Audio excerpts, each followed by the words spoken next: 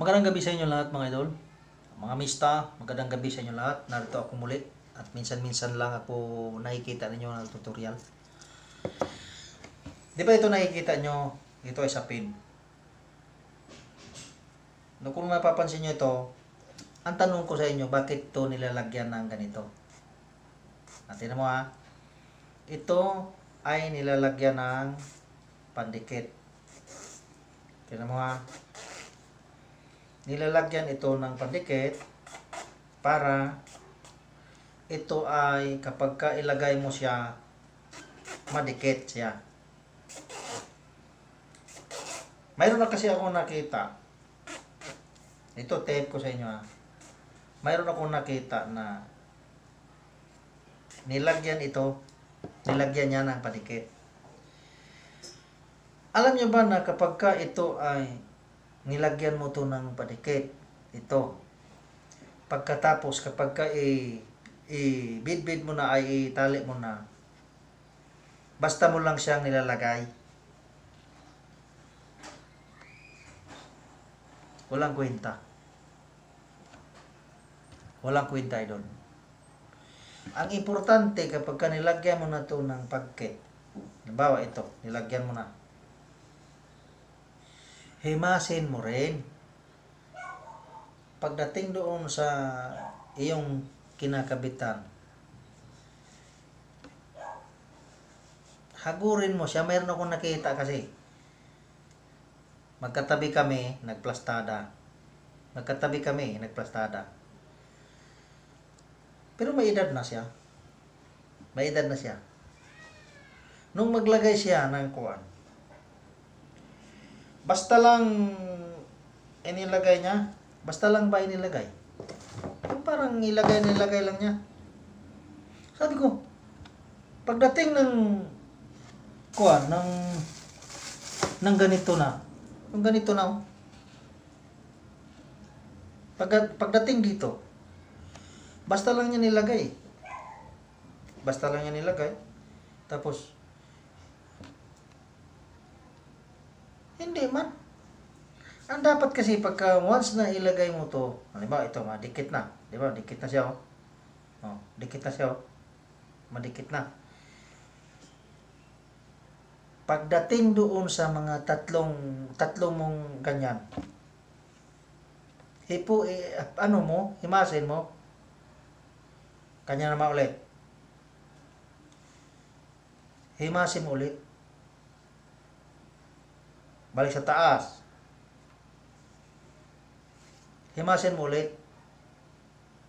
Himasin mo. Para siya, didikit siya sa paa ng iyong panlaban. Hindi siya mahigpit. Kasi pag mo higpit, makingking na siya. Himasin mo lang.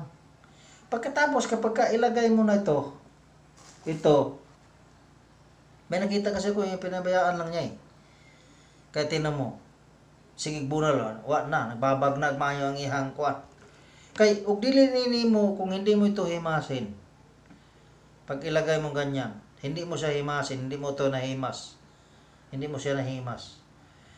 Pag palo ng kuwan, pak. Pag hindi to siya nahimas, mudiin ni siya, pak. Nangingilig ang kamay na ako. Mudiin man ni siya pagka ampaw ang imuhang pagkabutang. Kapag ampaw ni siya, dili nimo siya ginahimas. Tapos saka nimo siya ibutang ni. Pagbutang nimo ni, imo na pong himason. Himason nimo ano ba? Talian na po nimo ana. Pagbutang nimo ana, imo na po ning himasin. Himas na po. Ngaris ubos. Pagbutang, himas na po. Imo bang himason? Pinawisan ako. Yan ang sekreto. Hindi yung nakita ko sa kanya. Oh. Basta lang niya, nilagay lang. Labay, nagbidbid na siya.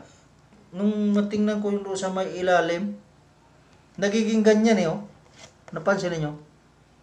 Buka. sa ilalim. Buka ito eh. Ito.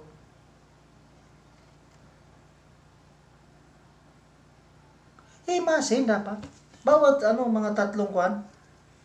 Pag abot sa tulo, himas. Halimbawa, pag ganyan mo, ganyan.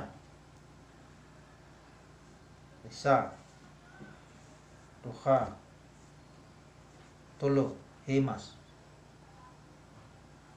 Dire sa boss. Isa, duha, tulo, himas ulit. Balik sa taas. Dalawa, himas.